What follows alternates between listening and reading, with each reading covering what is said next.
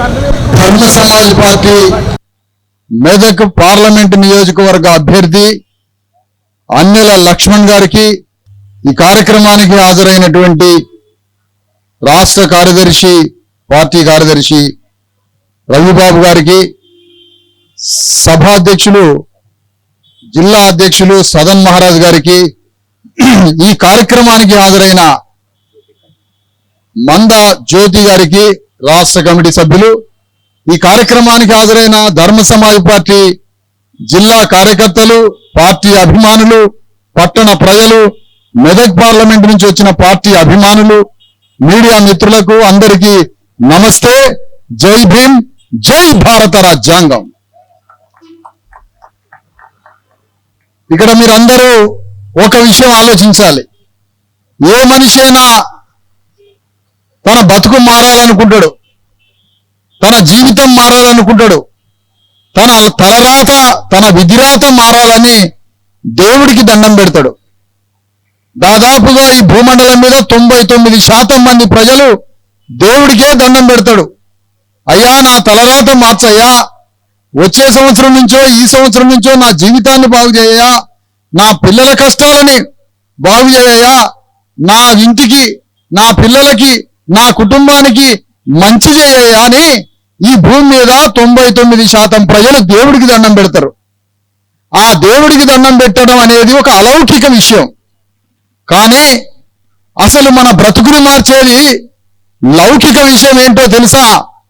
మనం దండం పెట్టాల్సింది దేనికో తెలుసా? ప్రతి 5 సంవత్సరాలకి ఈ దేశంలో 148 కోట్ల మంది తలరాత విధిరాత మార్చేది, మన కష్టాలను కన్నీళ్ల నుండి బయటికి తీసుకొచ్చేది, మన జీవితాన్ని మార్చేది ప్రతి 5 ఏళ్లకి ఒకసారి వచ్చే పార్లమెంటు ఎన్నికలే మన బతుకును మార్చే ఎన్నికలు. దేవుడికి దండం పెడితే కాదు మన జీవితం మారేది. దేవుడికి దండం పెడితే మన బిడ్డల బ్రతుకు మారదు, మన తల్లిదండ్రుల బ్రతుకు మారదు, మన కష్టాలు కన్నీళ్లు మారవు. దేవుడికి దండం కాదు, 5 ఏళ్లకు ఒకసారి పార్లమెంటు ఎన్నికలు జరుగుతాయి. ఆ పార్లమెంటు ఎన్నికల్లో 148 కోట్ల మంది జీవితాన్ని మార్చే చట్టాలు, జీవితాన్ని మార్చే బ్రతుకు తెరువు, మన బ్రతుకంతా మార్చేది పార్లమెంటులో. అవో ఆ పార్లమెంటులోకి దేశం నుండి 540 మంది సభ్యులు పోతారయ్యా పార్లమెంటులోకి. ఆ పార్లమెంటులోకి పోయినవాడు ఏ పార్లమెంటు నుంచి అయితే అందులోకి పోతాడో ఆ నియోజకవర్గ ప్రజల యొక్క తలరాతని, విధిరాతని, బిడ్డల బ్రతుకుని, జీవితాన్ని, తిండిని, భూమిని, చదువుని, చేతి నిండా పనిని, మనిషి గౌరవాన్ని, ఇది మొత్తం జీవితాన్ని మార్చుకొని వచ్చేది ఆ పార్లమెంట్ అనేటువంటి వేదిక. మరి ఆ పార్లమెంటులోకి ప్రతి సంవత్సరం ప్రతి 5 ఏళ్లకు ఒకసారి పోతున్నారే, 5 ఏళ్లకు ఒకసారి పోయినోడు మన బతుకేవడన్నా మార్చిండా ఇప్పటి వరకు?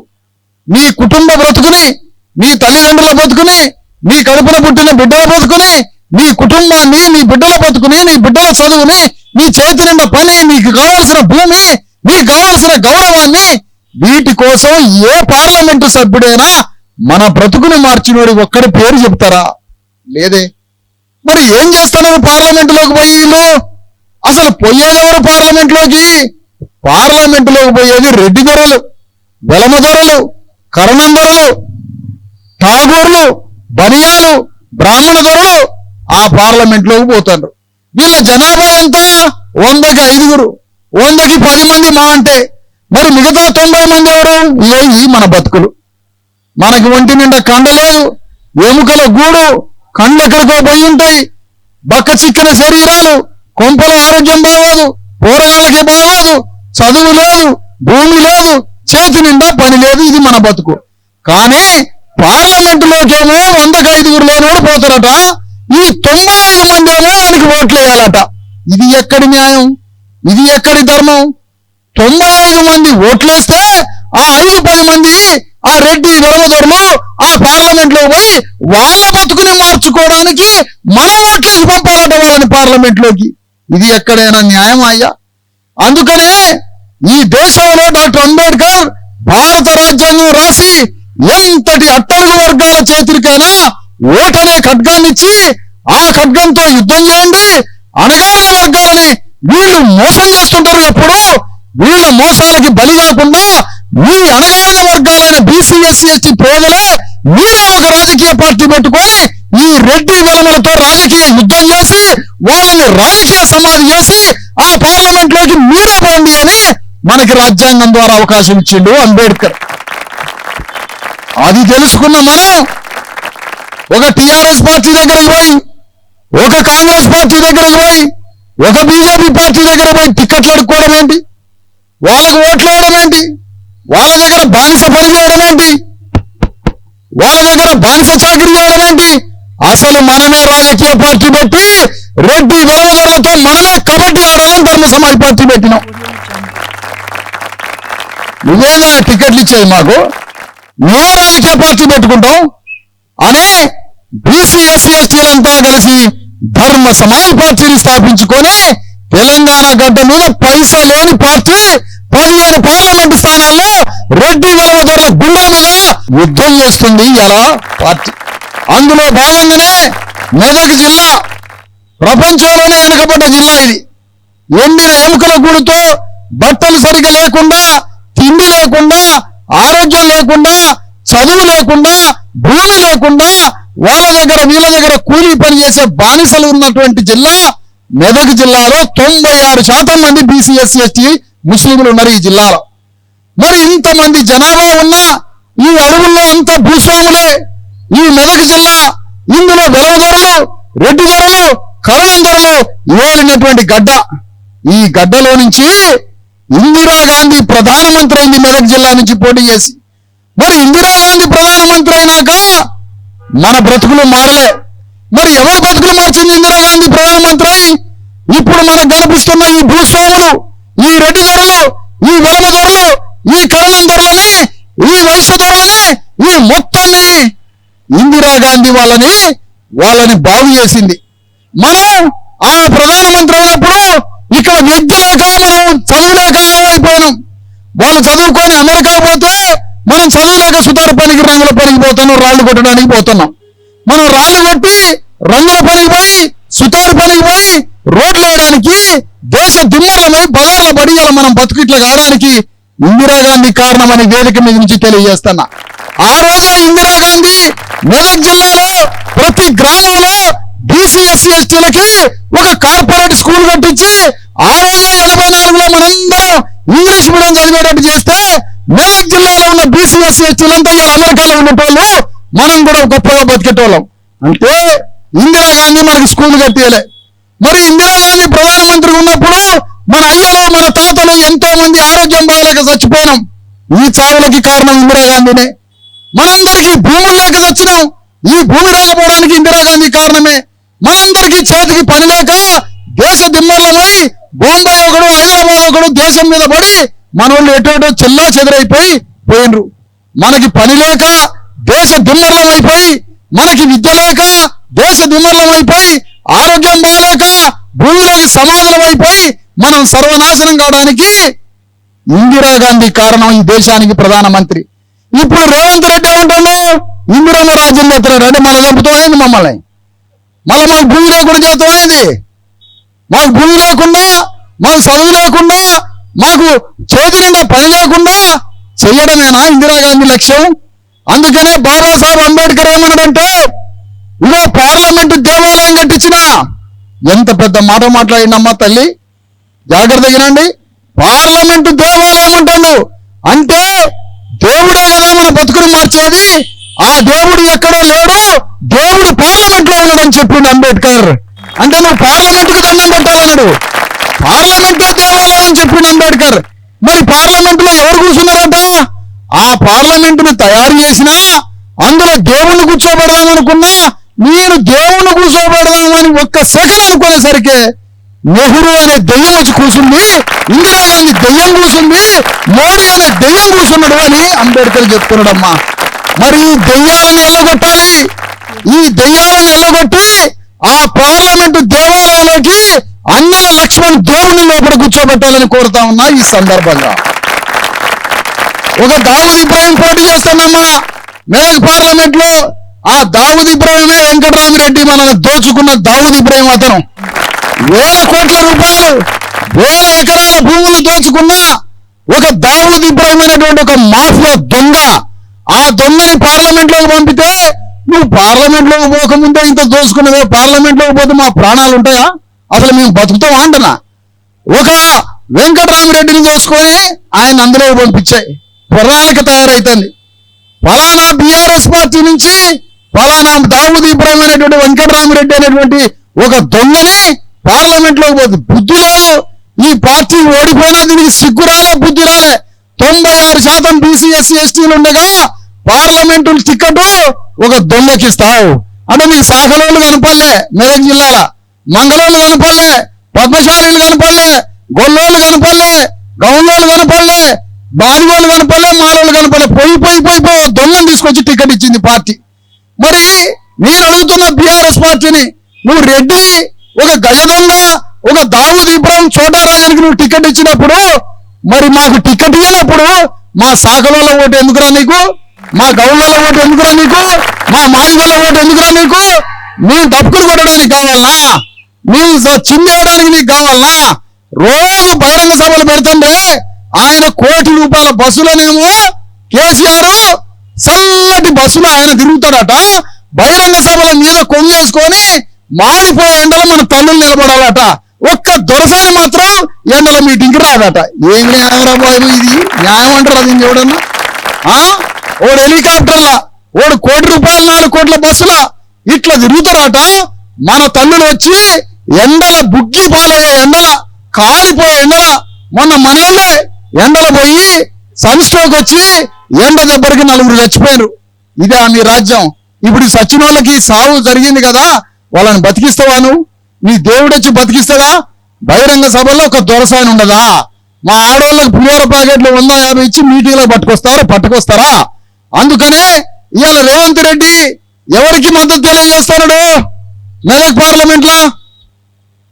ఎవరికయ్యా? అమ్మ మీ జ్ఞానమే లేదా? ఎట్లయ్యా మీరు ఎట్ట బతుకుతున్నాయా? మీ మీద జాలి పడుతున్నాయా బాబు? మళ్ళీ చెప్పండి. రేవంత్ రెడ్డి మెదక్ పార్లమెంట్ లో ఎవరికి మద్దతు తెలియజేస్తున్నాడు?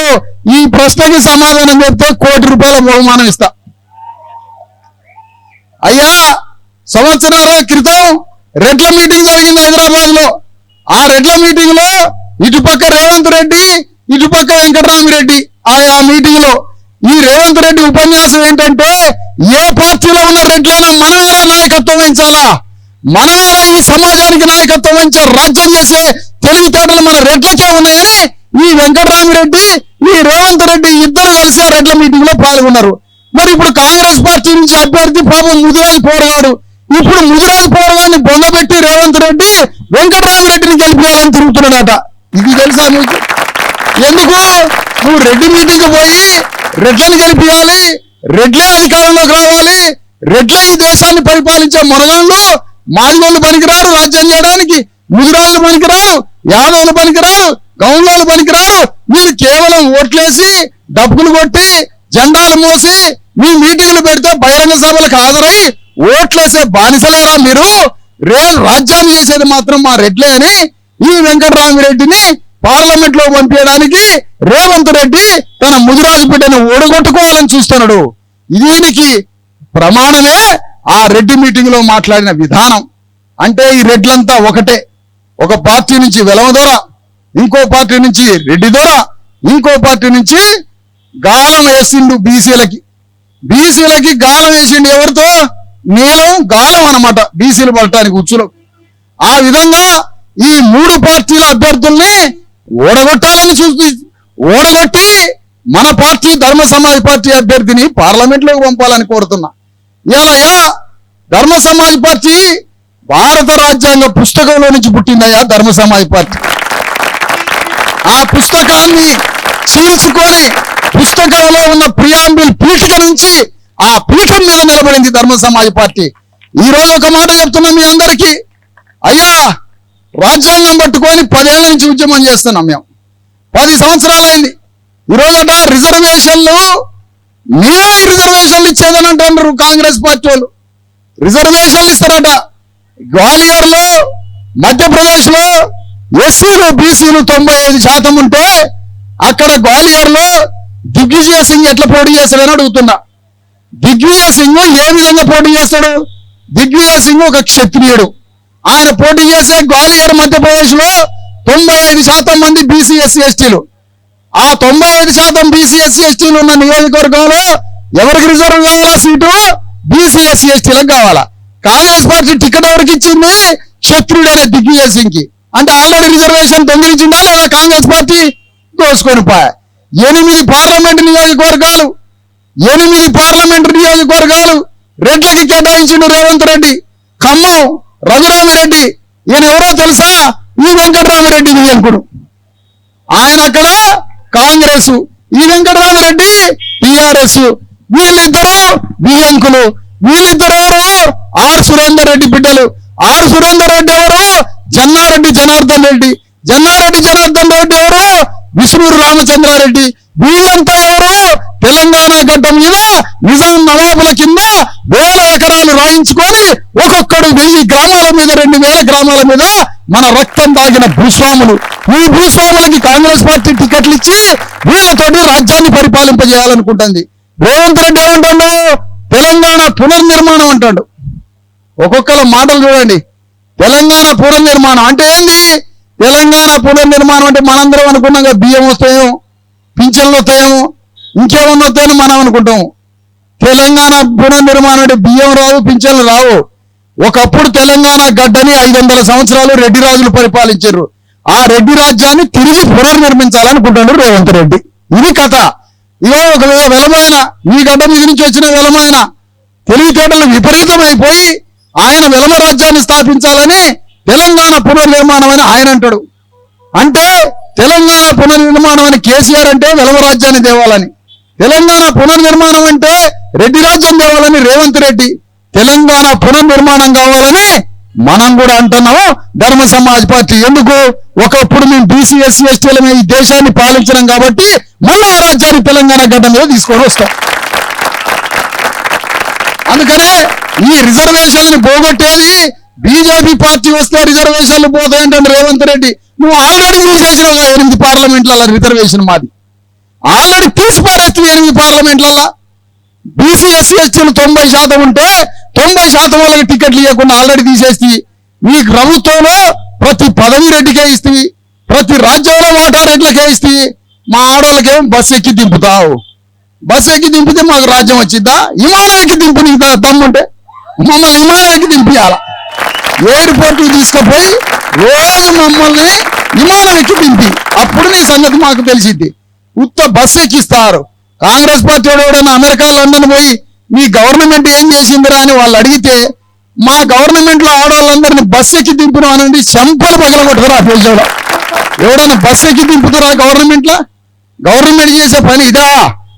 గవర్నమెంట్ చేయాల్సిన మొట్టమొదటి పని తెలంగాణ గడ్డ మీద భూమి కోసం పోరాడిన బీసీ ఎస్సీ ఎస్టీలకి భూమిని పంచు. నీకు దమ్ముంటే అది రాజ్యం అంటే, రాజు అంటే, పరిపాలకుడు అంటే అర్థం. అది ఏం నగరాలు చేస్తారా, నాటకాలు చేస్తారా? రోజు ఒక దొంగ నాటకాలు వేసి 5 పథకాలను ఒకడు 6 గ్యారంటీలు ఏంద్రా మీరు గ్యారంటీలు ఇచ్చేది? మీ రాజ్యం కోసం, మీ రెడ్డి రాజ్యం కోసం, మీ వేమ రాజ్యం కోసం మా బీసీ ఎస్సీ ఎస్టీల ఓట్లను దోచుకోవడానికి ఈ లెక్కలు చెప్తారా? భూమిని పంచడానికి దమ్ముంటే తెలంగాణ గడ్డ మీద మా అయ్యలు, మా తాతలు అనేక పార్టీల మీద నుంచి, సంఘాల మీద నుంచి, దేశంలో ఉన్నటువంటి మొత్తం నవాబుల మీద పోరాటం చేసి రక్తం చిందించి తెలంగాణ గడ్డ మీద మా ఊపిరే మా భూమి కోసం. నువ్వు ఆ భూమిని పంచుతావా? బస్సులో 5 రూపాయలు టికెట్ ఇప్పిస్తావా? ఇదే రాజ్యం అంటే? నాకు భూమిని పోయి, మాకు భూమిని పోయి, మేము బస్సులో టికెట్లు వద్దు, మాకు పాడవద్దు. నీకు దమ్ముంటే విమానం ఎక్కి, లేదా ప్రతి కుటుంబానికి ఒక బస్సు, ఆ బస్సు నడుపుకుంటాం, సొంతంగా ట్రావెల్స్ పెట్టి నడుపుకుంటాం. ప్రతి ఇంటికి ఒక బస్సు ఎక్కి దింపడం కాదు, ఎక్కినాక బస్సుని తీసుకొని ఇంటికి పోతాం. తలా ఒక బస్సు ఇవ్వండి, బస్సుని ట్రావెల్స్ లో పెట్టి నడుపుకుంటాం. అది జీవితంలో మార్పు.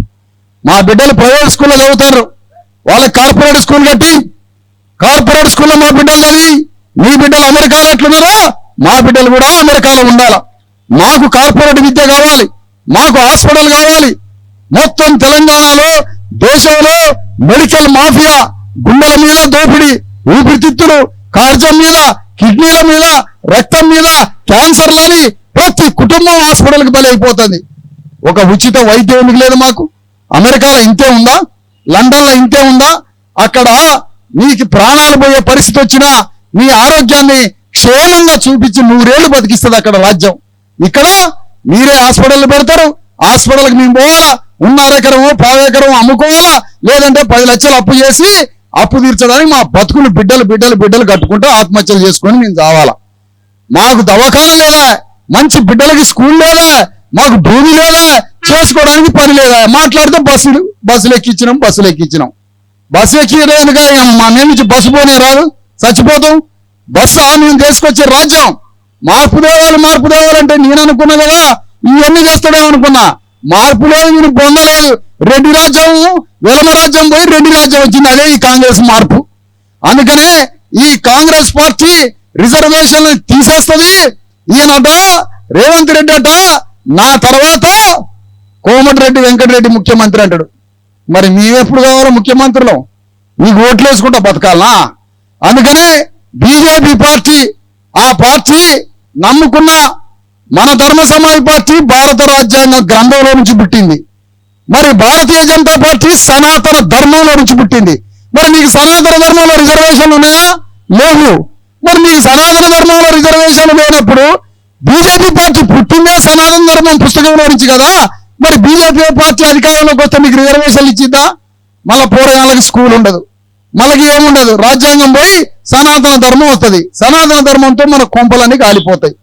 రాజ్యాంగం తీసేసే ఆలోచనలు చేస్తున్నది, దాన్ని ఆచరణలో పెట్టాల్సింది. ఇగో ఎప్పుడో ఈ పని చేద్దాం అనుకున్నారు ఈ పార్టీలన్నీ. బీఆర్ఎస్ పార్టీ బజార్లో పడి రాజ్యాంగాన్ని మారుస్తామన్నది. కాంగ్రెస్ పార్టీ ఎన్నోసార్లు రాజ్యాంగాన్ని ముట్టుకున్నది.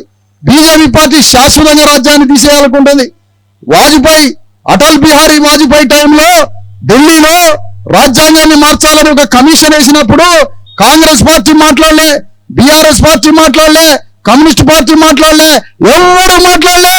ఒక్క కాంశీరామ్ 20 లక్షల మందితోటి ఢిల్లీలో మీటింగ్ పెట్టి, అరే నువ్వు కానీ రాజ్యాంగం మారిస్తే, నువ్వు రాజ్యాంగం తీసేస్తే భారతదేశాన్ని అతలాకుతలం చేసి పారేస్తారన్నాడు కాంశీరామ్ 20 సంవత్సరాల క్రితం. ఆనాడు రాజ్యాంగాన్ని తీసేస్తానంటే 20 లక్షల మందితోటి మీటింగ్ పెట్టినప్పుడు 1200 మందిని తీసుకొని పోయిన విశారదం ఢిల్లీ మీటింగ్ కి. అక్కడ రాజ్యాంగం తీసేస్తానంటే ఖబర్దార్ రాజ్యాంగం తీసేస్తావు, ఎట్లా తీసేస్తావని నినదించినావు. ఆ రోజు కాంగ్రెస్ పార్టీ ఎక్కడున్నది? రేవంత్ రెడ్డి ఎక్కడున్నాడు? 92, 93లో మండల్ కమిషన్ అమలు చేయాలని మండల్ కమిషన్ పోరాటం చేసినప్పుడు రేవంత్ రెడ్డి ఎక్కడున్నాడో తెలుసా? ఈ రాజ్యాంగం తీసేస్తానని ఏబీవీపీలో తిరుగుతున్నాడు రేవంత్ రెడ్డి ఏబీవీపీలో ఉన్నాడు. మరి హరీష్ రావు, కేసీఆర్లు ఎక్కడున్నారు? మండల్ కమిషన్ అమలు కావద్దని వీళ్ళిద్దరు తిరుగుతున్నారు. మరి కిషన్ రెడ్డి ఎక్కడున్నాడు? మండల్ కమిషన్ అమలు చేయాలని మనం తిరుగుతున్న ఆ రోజుల్లో మండల్ కమిషన్ అమలైతే బీసీలకి రిజర్వేషన్లు వస్తుందని మండల్ కమిషన్ కి వ్యతిరేకంగా కిషన్ రెడ్డి తిరిగిండు, మండల్ కమిషన్ కి వ్యతిరేకంగా రేవంత్ రెడ్డి తిరిగిండు, మండల్ కమిషన్ కి వ్యతిరేకంగా హరీష్ రావు, కేసీఆర్లు తిరిగిండు. అంటే మనకి బీసీలకి రిజర్వేషన్లు రావద్దని తిరిగిండ్రు.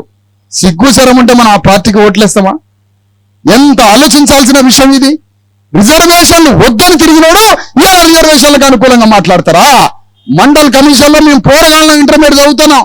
ఆనాడు మండల్ కమిషన్ ని అమలు చేయాలని బజార్లో పడి యుద్ధం చేసినటువంటి కార్యకర్తలు మేము. ఆనాడు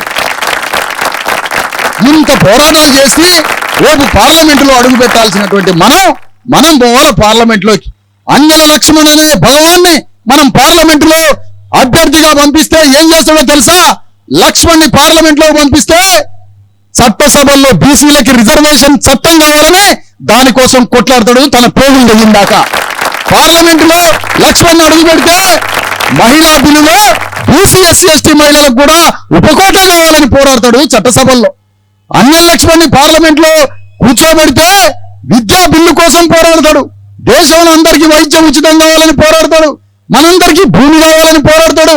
వర్గీకరణ బిల్లు కోసం పోరాడతాడు. కులగణన చట్టం కోసం పోరాడతాడు. మరి ఏ పార్టీ అయినా ఈ చట్టసభల్లో ఈ బిల్లుల కోసం ఒక్కడన్నా పోరాడిండా? ఏం చేసిర్రు 5 ఏళ్ళు? మొన్నటిదాకా ఒక ఆయన ఎంపీ అయ్యిండు. 5 ఏళ్ళు మెదక్ జిల్లాలో ఉన్న పేదల గురించి ఎవడన్నా మాట్లాడిండా పార్లమెంట్లో? మన కన్నీళ్ళ గురించి ఒక్కడన్నా మాట్లాడిండా? అందుకనే మనం ఓటేస్తున్నామంటే మాది ఎవరి కోసమో తెలుసా? మీ కడుపులో బిడ్డ నీ కడుపు నుంచి పుట్టిన బిడ్డల్ని నువ్వు ఎంతో ప్రేమిస్తావు కదా, కానీ తప్పు చేస్తున్నాం మనమంతా. నువ్వు కడుపులో ఉన్న బిడ్డల్ని ప్రేమిస్తున్నావంటే వాళ్ళని రక్షించేటోడు పార్లమెంట్లో కూర్చుంటుందని అర్థం. వాళ్ళని రక్షించే పార్లమెంట్లో కూర్చోబెట్టు, నీ బిడ్డల్ని వాడే రక్షిస్తాడు. అలాంటి పార్లమెంటులో నీ బిడ్డల్ని రక్షించే నాయకుడు పంపించాల పార్లమెంట్లోకి. ఆ విధంగా కులగణన చట్టం అని బజార్లో ఇవాళ మాట్లాడుతున్న కాంగ్రెస్ పార్టీ, కులగణన అంటే అన్ని కులాలని లెక్కబెట్టి మన వాటాల్ని మనకి ఇవ్వడం. మరి మన వాటా ఇవ్వాలనుకున్నప్పుడు ఇవాళ కులగణనని మాట్లాడుతున్నప్పుడు తెలంగాణ గడ్డ మీద కాంగ్రెస్ పార్టీ తన అధికారాన్ని, తన రాజ్యాన్ని, తన సంపదని ఒక్క 4% లేని రెడ్లకి నువ్వు ఎట్లా కేటాయిస్తానని అడుగుతున్నావు ఈ సందర్భంగా. అందుకనే కులగణన చట్టం గురించి మాట్లాడుతున్న కాంగ్రెస్ పార్టీ పచ్చి మోసం చేస్తుంది. ఇది కులగణన సిద్ధాంతానికి వ్యతిరేకంగా మాట్లాడుతున్నది. అనుకూలంగా పైకి మాట్లాడి ప్రవర్తనలో వ్యతిరేకంగా చేస్తుంది. ఈ రోజు బీజేపీ కానీ, కాంగ్రెస్ కానీ, బీఆర్ఎస్ కానీ 3 పార్టీలు ఒకటే అయ్యా. 3 పార్టీలు ఒకటే. వీళ్ళు రెడ్డి రావుల పార్టీలు. వీళ్ళంతా కలిసి మాట్లాడుకుంటారు, కలిసి వ్యాపారం చేస్తారు. ఇవాళ రేవంత్ రెడ్డి 24 గంటలు కేసీఆర్ని తిట్టుకుంటా పార్టీలు పెట్టి పార్టీలో తిరిగిండు కదా. 24 గంటలు టీఆర్ఎస్ని తిట్టి 24 గంటలు కేసీఆర్ మోసాలను చేసి కేసీఆర్ మోసాలను ఎండగట్టుకుంటూ తిరిగి రాజ్యాల్లోకి వచ్చి ముఖ్యమంత్రి అయినావు కదా. మరి ఇవాళ వరకు కేసీఆర్ని అరెస్ట్ చేయలేదు నువ్వు. అదే ధర్మ సమాజ్ పార్టీ అధికారంలోకి వస్తే రేవంత్ రెడ్డిని కేసీఆర్ని సంకలాల చేతులు పెట్టి గుళ్ళకి వచ్చి ఒకే జైలు వేస్తాం. ఒకటే రోజుల ఇద్దరు తీసుకొచ్చి ఒకే జైల్లో కూర్చోబెడతాం. విప్లవం అంటే మార్పు, మార్పు అంటే విప్లవం. విప్లవం ఈ పెద్ద పెద్ద పాలక వర్గాలు విప్లవాన్ని తేలేరు. వీళ్ళకి విప్లవం తర్వాత లింకులు ఉంటాయి ఒకళ్ళ మధ్య ఒకళ్ళకి. వాటినే ఆర్థిక సంబంధాలు అంటారు, క్లాస్ రిలేషన్. ఆ క్లాస్ రిలేషన్, క్లాస్ కల్చర్ లో బతుకుతారు వీళ్ళు. వీళ్ళంతా ఒక్కటే. మనం అణగారిన వర్గాలకి రాజ్యం వస్తే ఈ అగ్ర కులాలను తీసుకొచ్చి కటకటాల పాలు చేసి ఇన్నాళ్ళు మన భూములను దోచుకుంటే ఆ భూములను రికవరీ చేసి పంచుకుంటాం మనం. అంత శక్తి ఉన్నది చట్టానికి, అంత శక్తి ఉన్నది రాజ్యాంగానికి. అందుకనే తెలంగాణ గడ్డ మీద బీసీ ఎస్సీ ఎస్టీలైన 93% ప్రజల్ని ఏకం చేసి మనం రాజ్యం అందుకున్న రోజే మన బతుకులు మారుతాయి. అందుకనే చట్టసభలే దేవాలయాలు. ఆ దేవాలయాలకి దేవుళ్ళను పంపాలి. ఆ దేవాలయాలలో గూడు కట్టుకొని పోయి ఆ దేవాలయాల్లో నక్కి నక్కి కూర్చున్న దెయ్యాలు, అగ్రకుల దెయ్యాలని బయటికి ఈడ్చుకొని బయటికి పంపించి ఆ దేవాలయాల్లోకి మన దేవుళ్ళని పంపించాలని మీ అందరినీ ఈ వేదిక నుంచి కోరుతా ఉన్నా. అట్లా ధర్మ సమాజ్ పార్టీ పుట్టింది రాజ్యాంగాన్ని రక్షించడం కోసం, భారత రాజ్యాంగాన్ని రక్షించడం కోసం. అందుకోసం అన్నెల లక్ష్మణ్ దగ్గర పైసా లేదయ్యా, డబ్బులు లేవు, పైసలు లేవు. మరి ఏమున్నది? కలేజా ఉన్నది. అగ్రకుల దొరల మీద గడగడలాడించే యుద్ధం చేసే కలేజా ఉంది, మనల్ని ప్రేమించే హృదయం ఉంది, హృదయ కాలేయం అన్నమాట. ఆ హృదయ కాలేయం ఉంది, దిల్లు ఉన్నది, కలేజా ఉన్నది. మనల్ని ప్రేమించే దిల్లు ఉన్నది, అగ్రకులాల మీద దొరల మీద యుద్ధం చేసే కలేజా ఉన్నది. ఈ రెండింటిని చూసి పేదవాడైనా మన వాళ్ళకి సేవ చేస్తాడని ధర్మ సమాజ్ పార్టీ తరపు నుంచి ఈ ఎన్నికల రంగంలో దింపడం జరిగింది. అందుకనే మన చెప్పుల గుర్తుకి ఓటేద్దాము, చెప్పులని అగ్రకుల ఆధిపత్యం మీద చెప్పు చూపిద్దామని ఈ సందర్భంగా తెలియజేస్తా ఉన్నా. అందుకని చెప్పు గుర్తు మీద ఓటేద్దాం, అగ్రకుల ఆధిపత్యం మీద చెప్పులతో తిరుగుబాటు చేసి ఈ అధికారంలో మనం కూడా బీసీ ఎస్సీ ఎస్టీలను పాలు పంచుకోవాలి. జ్ఞానంతో ఆలోచించాలి. రోజు బుద్ధి కావాలి, జ్ఞానం కావాలని దండం పెడతాం కదా. మరి జ్ఞానంతో పనిచేస్తున్నాము మనం? మోసగాళ్ళ పార్టీలకు ఓట్లేస్తే ఏం జరుగుతుంది? ఇన్నాళ్ళు మోసం జరిగింది. మీ ఇంట్లో ఒకళ్ళు చనిపోవడానికి కారణం ఎవడో తెలుసా? మీ ఇంట్లో ఒకళ్ళకి ఆరోగ్యం బాగలేకపోవడానికి కారణం ఎవడో తెలుసా? మీ ఇంట్లో చదువు రాకపోవడానికి కారణం ఎవడో తెలుసా? మీకు భూమి లేకపోవడానికి కారణం ఎవడో తెలుసా? మీకు మంచిగా తిండి తిందామంటే 10 రూపాయలు లేకపోవడానికి కారణం ఎవడో తెలుసా? మీ పిల్లలకి 4 పండ్లు కొనికపోవడానికి 10 రూపాయలు లేకపోవడానికి కారణం ఎవడో తెలుసా? మీ అయ్యా మీ అమ్మ అనారోగ్యాలతో సావడానికి కారణం ఎవడో తెలుసా? ఈ 3 పార్టీలే కారణం. ఈ 3 పార్టీలే మన కొంపల్లా మన బంధువులని, మన చుట్టాలని, మన అయ్యల్ని, మన అమ్మల్ని ఆరోగ్యం బాలేక, భూమి లేక, చదువు లేక, తిండి లేక, పండ్లు లేక, పౌష్టికారం లేక మొత్తం చచ్చిపోవడానికి కారణం Congress party, BJP party, BRS party. మనల్ని బతికిస్తామని నువ్వు వాంఛలోకి వచ్చి రోజు ఒక చుట్టం చచ్చిపోతాడు. ఎటు చచ్చిపోతాడు? చచ్చిపోయిన చుట్టం కాడికి పోయి ఆలోచిస్తావా? మన శవం కాడికి పోయి బీరు బ్రాండీలు తాగుతావా? ఎట్లా చచ్చిండు మన చుట్టం? రక్తం లేక చచ్చిండు. ఎట్లా చచ్చిండు? కిడ్నీలు పాడేసి చచ్చిండు. ఎట్లా చచ్చిండు? తిండి లేక చచ్చిండు. ఎట్లా చచ్చిండు? భూమి లేక చచ్చిండు. ఎట్లా చచ్చిండు? తిండి లేక దుబాయ్ పోయి పని చేసి టీబీ రోగం వచ్చి చచ్చిండు. ఈ మొత్తానికి కారణం ఎవరు? మనల్ని పాలించే దొరలు.